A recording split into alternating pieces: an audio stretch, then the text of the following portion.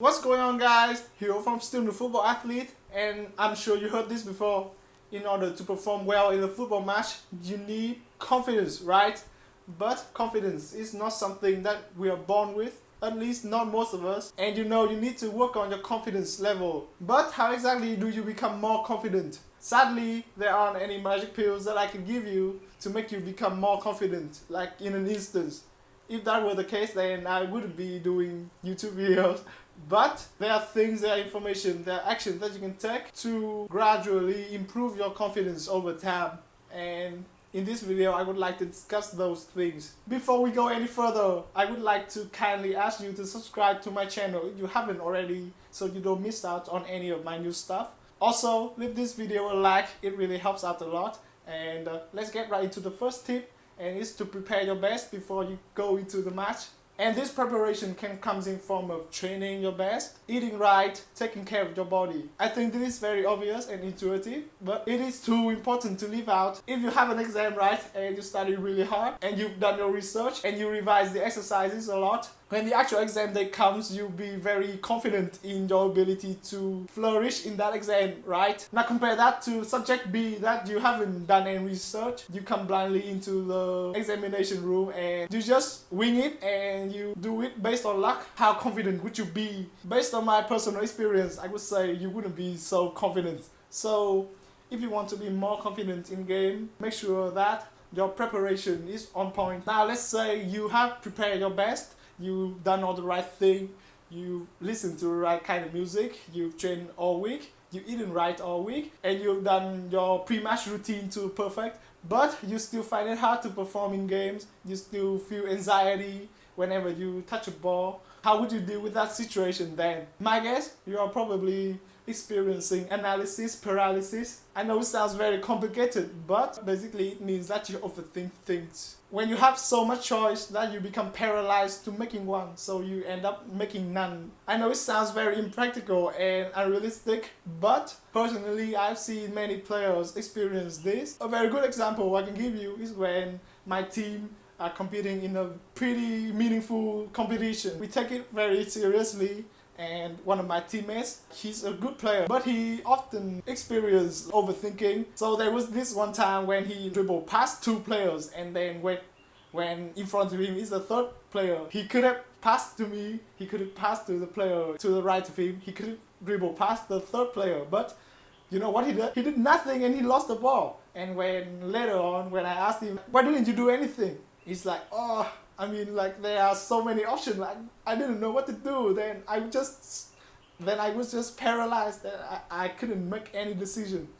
Like, he'd be so mad at me if he watching this. But I think he understands that it is for the greater good. So, overthinking things, definitely a real thing. And you wouldn't want to overthink stuff. Do what feels natural to you. Most of the time in football, because it is a very reactive sport, people react to the ball anyway, so there are no right or wrong things to do as long as you do them. But if you don't do anything, that's definitely wrong. So when you feel like you have too many options, just do the thing that first come to your mind. And if you do lose the ball doing the first thing that comes to your mind, just brush it off and try to win the ball back as soon as possible, and you'll be fine. The third thing that I have for you, as I've said before in one of my videos, as human beings, I don't know why I keep referring like human being and stuff, but as human beings, okay, we take a loss twice as harshly as a win.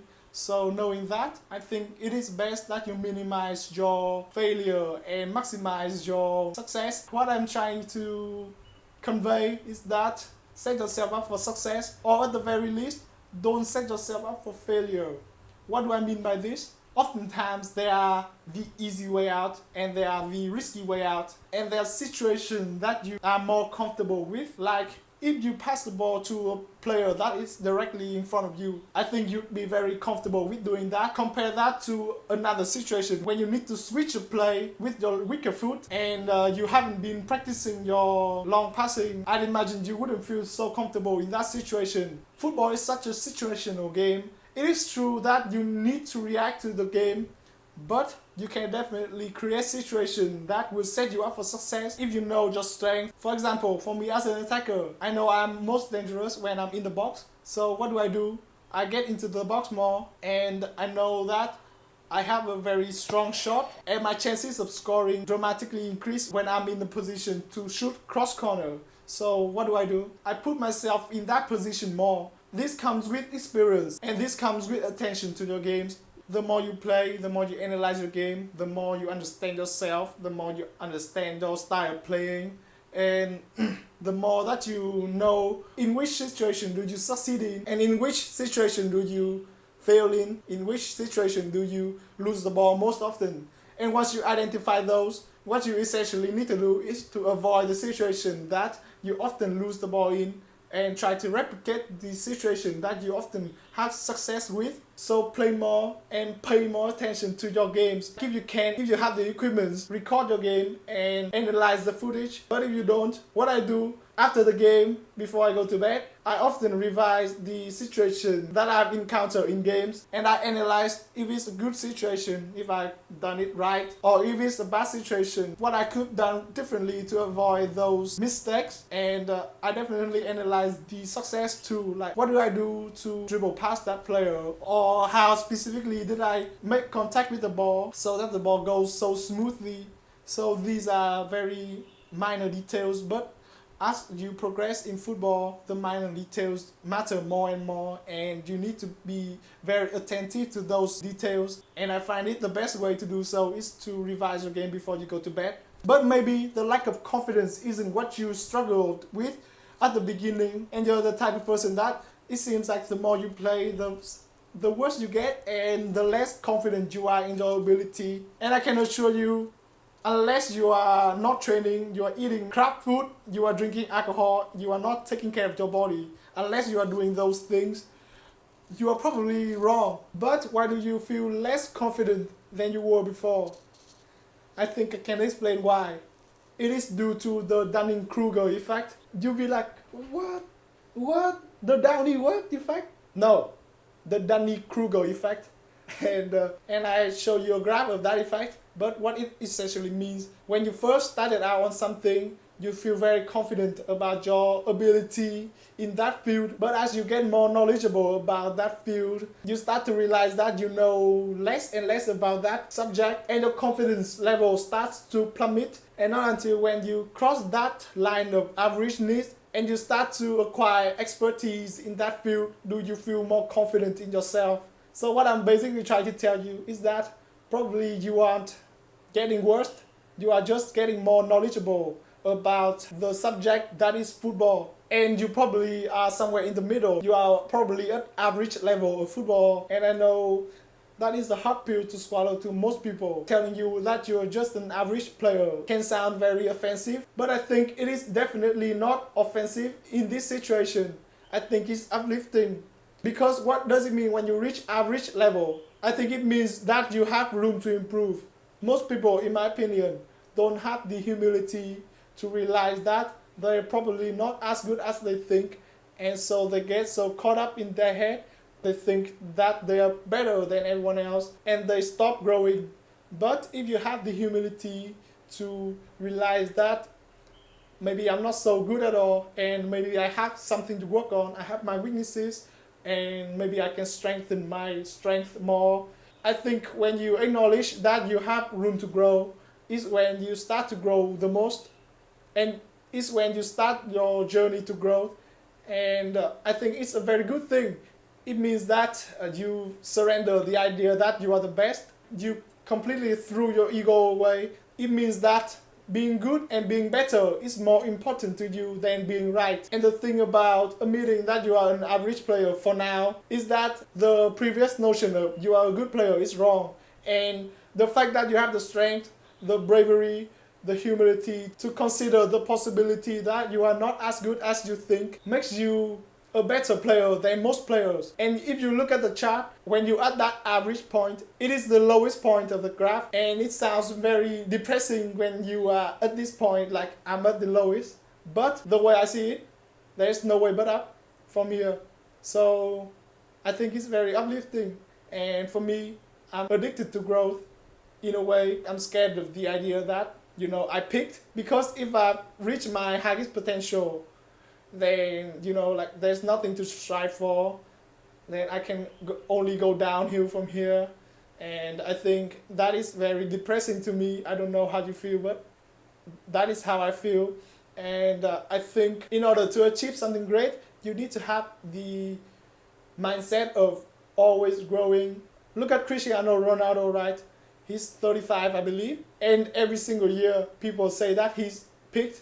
People say that he can only play for one more year. And what does he do? He go out and he scores a lot of goals, and he proved people wrong. People's been saying that he has only one more year for I don't know how many years.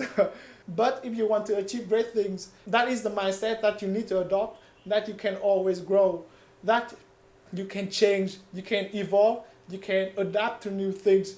Maybe you cannot run as fast anymore, but you can be smarter with your speed and use your speed when it matters. And you can make a bigger impact with less resource, if that makes sense. Secondly, when you realize that you are probably not as good as you think, and but in a way that you know you can be better, you know you have room to grow, you know you have limitless potential. But when you admit that, I think it lifts up the pressure that you have on yourself.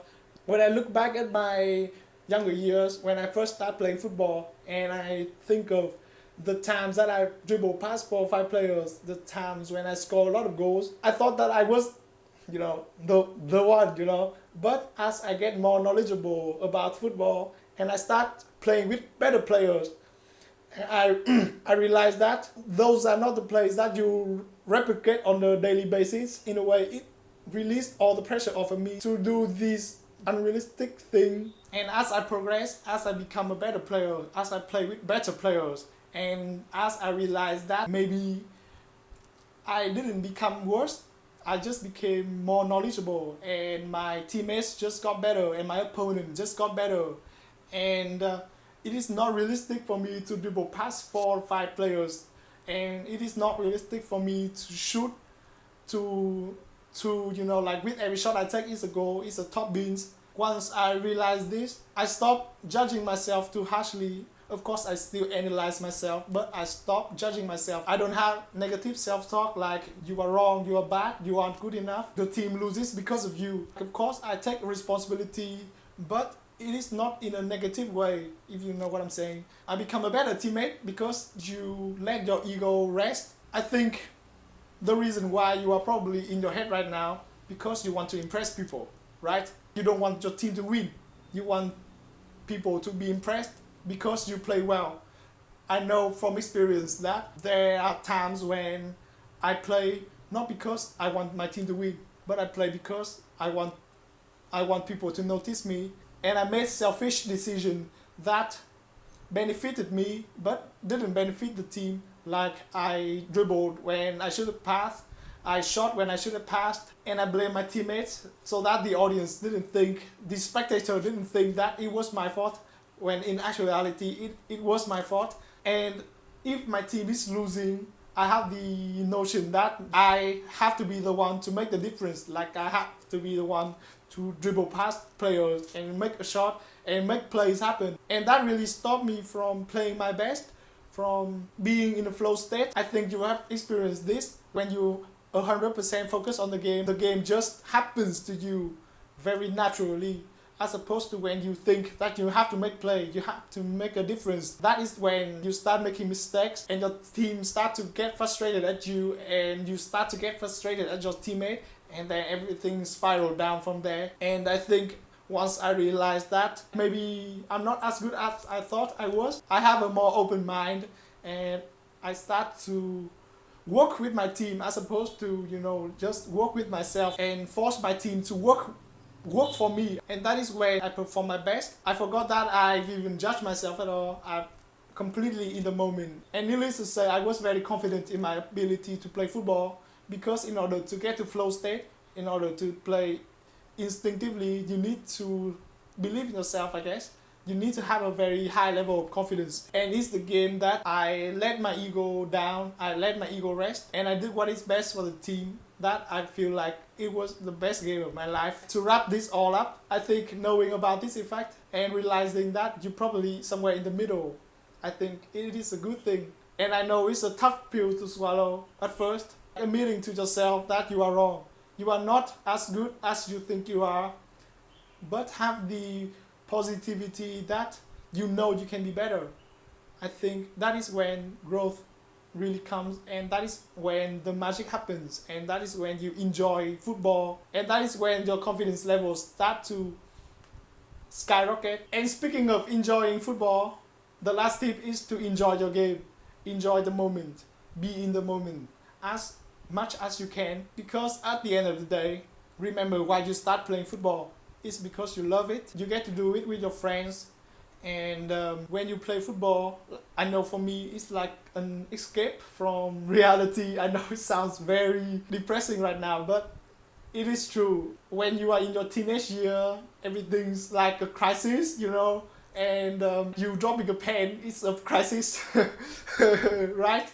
But I think playing football really helps me get through those times, and that is why I want to remind you how amazing football is, and I want to remind you that it is something you do because you love it, and don't be so obsessed with always being the center of attention, and start to enjoy the game. Start to enjoy playing football with your friends, start to enjoy having the ball at your feet, start to be more grateful that you have a chance to play this amazing sport, and it will all be over.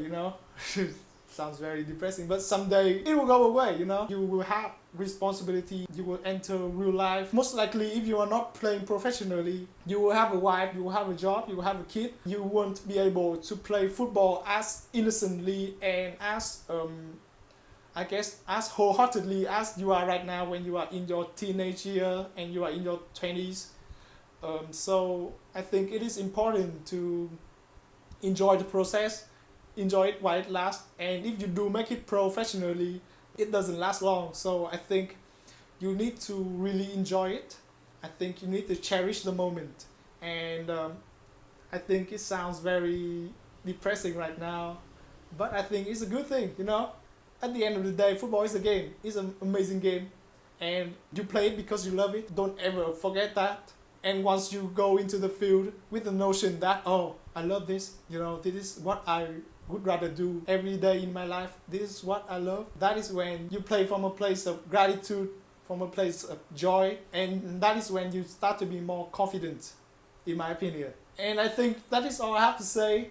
Hopefully you found this video helpful, and if it resonated with you, make sure to leave a like, comment down below what you think, what you want me to cover. Subscribe if you haven't already, and I'll talk to you in the next one. See ya!